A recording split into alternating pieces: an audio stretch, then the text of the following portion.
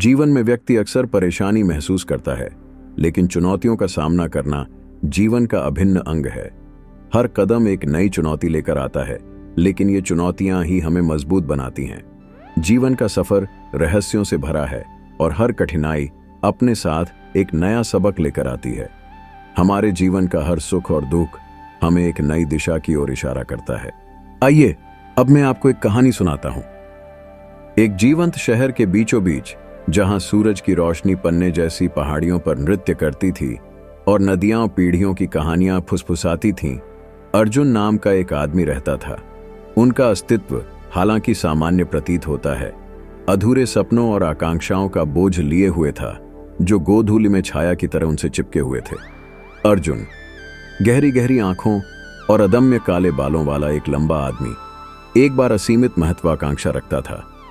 उनके दिन सफलता की निरंतर खोज से संचालित थे, एक ऐसी इच्छा जिसने उनकी युवावस्था की उपजाऊ मिट्टी में जड़ें जमा ली थीं। वह धन, मान्यता और सामाजिक स्वीकृति के नशीले अमृत के लिए तरस रहा था। धूप से भरी सुबह में अर्जुन को हलचल भरी सड़कों पर घूमते हुए पाया गया। उसके कदम शहर की धड़कन के साथ तालमेल बिठा रहे थे।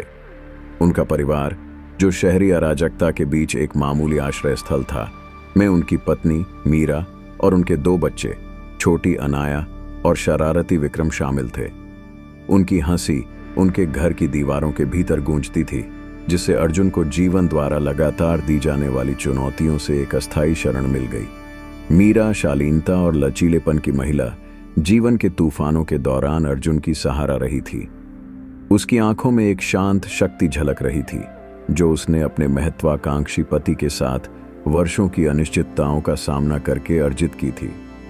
उनमें से सबसे बड़ी अनाया में एक जिज्ञासा थी, जो उसके पिता के सपनों को प्रतिबिंबित करती थी, जबकि सबसे छोटे विक्रम को हर गुजरते पल की सादगी का आनंद मिलता था। जैसे जैसे अर्जुन जिम्मेदारियों के निरंतर ज्वार से आगे बढ़ता गया, उसकी सफलता के सपने अधूरे रह गए। वह बाजार, जहां वह मायावी समृद्धि की खोज में सामान बेचता था, अपने सपनों के लिए मोलभाव करने वाली आवाजों के कोलाहल से गूंज उठा। फिर भी उनके अटूट प्रयासों के बावजूद सफलता का फल अर्जुन की पहुंच से दूर ही लटका रहा।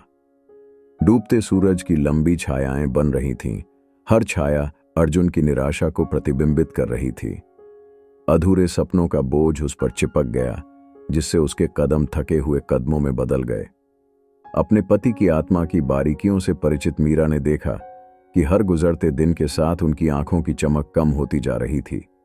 अर्जुन का सबसे करीबी विश्वास पात्र, आलोक, नमक और काली मिर्च वाली दाढ़ी वाला एक व्यक्ति, जो जीवन के कष्टों के माध्यम से अर्जित ज्ञान का संकेत देता था, अपने दोस्त के सपनों के उजागर होने का गवाह था। आलोक अर्जुन के जीवन में एक स्थिर उपस्थिति, अक्सर खुद को एक अनिच्छुक आर्षी की भूमिका निभाते हुए पाता है, जो अपने दोस्त को जीवन की सादगी में सांत्वना खोजने की सलाह देता है।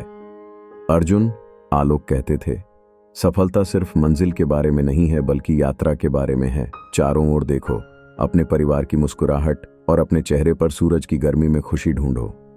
हालांकि अर्जुन का मन एक अशांत समुद्र था, जो सामाजिक अपेक्षाओं और व्यक्तिगत आकांक्षाओं की धाराओं द्वारा अलग अलग दिशाओं में खींचा गया था। सफलता की उनकी तलाश ने उन्हें संदिग्ध सलाहकारों और स्वघोषित द्रष्टाओं से मिलने के लिए प्रेरित किया, जिन्होंने समृद्धि के लिए शॉर्टकट का वादा किया था। हताशा से प्रेरित अर्जुन ने सफलता के दरवाजे खोलने की मायावी कुंजी खोजने की उम्मीद में उनके झूठे वादों में सांत्वना मांगी। कभी सपनों का कैनवास रहा यह शहर अर्जुन के संघर्षों के रंग में रंगने लगा। वित्तीय संकट ने उस मामूली घर पर काली छाया डाल दी, जहां मीरा ने आशा की लौ को जीवित रखने की कोशिश की। पैसे को लेकर बहस एक भयावह धुन बन गई, जो उनके जीवन की एक समय की सामंजस्यपूर्ण सिम्फनी में एक बेमेल धुन बजा रही थी। एक दिन हताशा में अर्जुन ने खुद को फलों के थोक व्यापारी के साथ तीखी बहस में उलझा हुआ पाया। जैसे ही दोनों कीमतों को लेकर भिड़े, माहौल तनाव से भर गया। प्रत्येक शब्द एक खंजर था, जो अर्जुन के संयम को पकड़े हुए पतले धागों को काटने की धमकी दे रहा था। इस दृश्य को सामने आते देख मीरा को लगा कि असहायता उसके दिल को जकड़ रही है, क्योंकि उसके पति के सपने और भी दूर होते जा रहे थे।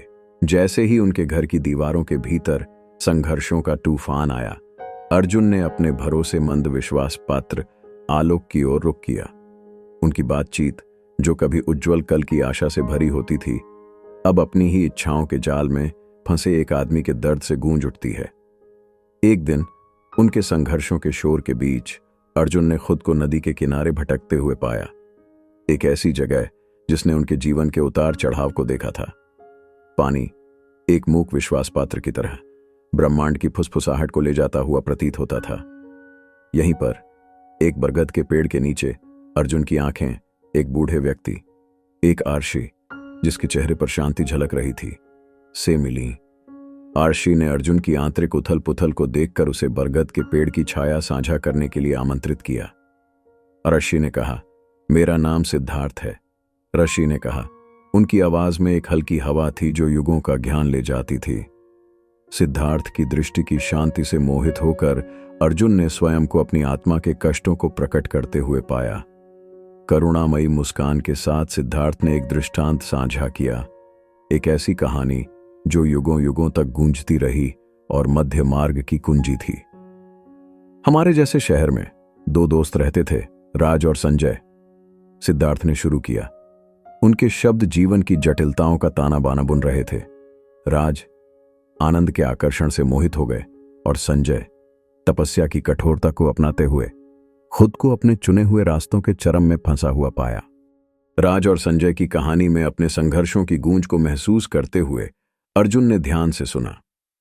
सिद्धार्थ ने आगे कहा, सुख की खोज में डूबे राज ने जल्द ही खुद को असंतोष के चक्र में फंसा हुआ पाया।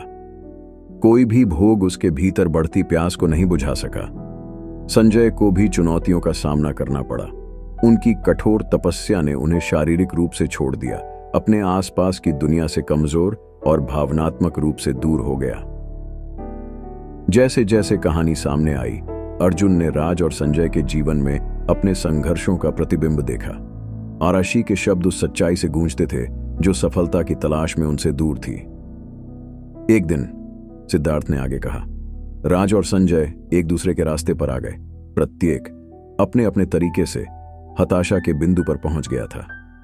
राज आनंद की तलाश से थक गया, उस शांति की तलाश में था जो उसे नहीं मिल रही थी। संजय तपस्या से थक गया, दुनिया के साथ गहरे संबंध की चाहत रखता था। ऋषि के शब्द खिले हुए फूलों की खुशबू की तरह हवा में तैर गए। दृष्टांत से मोहित अर्जुन को राज और संजय के संघर्षों के साथ गहरा संबंध महसूस हुआ। सिद्धार्थ ने एक गहरी मुस्कान के साथ कहा, संतुलन के लिए अपनी साझा लालसा से एकजुट होकर राज और संजय एक यात्रा पर निकले, एक यात्रा जो मध्यम मार्ग के सिद्धांतों द्वारा निर्देशित थी। सिद्धार्थ ने बताया कि मध्य मार्ग अस्तित्व के विभिन्न पहलुओं का सामंजस्यपूर्ण एकीकरण था। यह एक ऐसा मार्ग था जो न तो कामुक इच्छाओं से जुड़ा था और न ही मानव अस्तित्व के भौतिक पहलू को अस्वीकार करता था। यह जीवन के प्रति एक संतुलित दृष्टिकोण था, आत्म खोज की एक यात्रा जो नदी के उतार और प्रवाह के साथ गूंजती थी, जो उनकी बातचीत का गवाह थी। बूढ़े ऋषि की शिक्षाओं ने अर्जुन की आत्मा में हलचल मचा दी।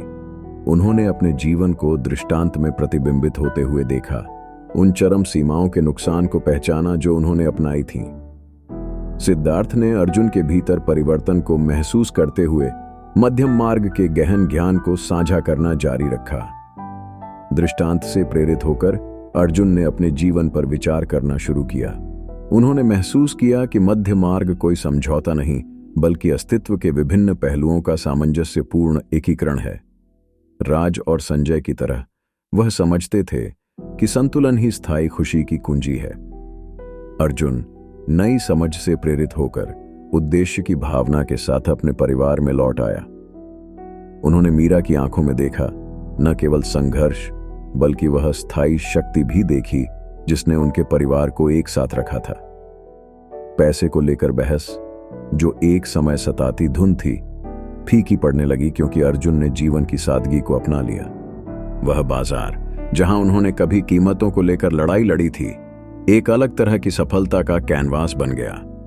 मध्यम मार्ग से निर्देशित अर्जुन को न केवल लेन देन में बल्कि बातचीत में भी आनंद मिला। उनका फलों का ठेला, जिसे एक बार नजरअंदाज कर दिया गया था, जीवंत रंगों और सुगंधों का स्वर्ग बन गया। जो ग्राहकों को न केवल उपज के लिए बल्कि अर्जुन की उपस्थिति की गर्माहट के लिए आकर्षित करता है। अर्जुन के भीतर का परिवर्तन उसके परिवार और दोस्तों में फैल गया। अपने पति की आंखों में खुशी की चमक लौटती देख मीरा ने राहत महसूस की और अपने साझा पलों की सादगी को अपना लिया। अपने पिता की यात्रा से प्रेरित होकर अनाया ने खुद को दूर के सपनों के आकर्षण के बजाय वर्तमान की सुंदरता की ओर आकर्षित पाया। यहां तक कि सबसे छोटे शरारती विक्रम ने भी हर गुजरते पल की सादगी में एक नया आनंद खोजा। हालांकि अर्जुन ने मध्यम मार्ग का ज्ञान अपने तक नहीं रखा। वह शहर के अन्य लोगों के लिए प्रेरणा का स्रोत बन गए, जिन्होंने उनकी तरह अस्तित्व की जटिलताओं के बीच संतुलन और संयम का मार्ग खोजा। उनका फल स्टैंड न केवल लेन देन के लिए बल्कि जीवन, सपनों और सच्ची खुशी की खोज के बारे में बातचीत के लिए एक मिलन स्थल बन गया।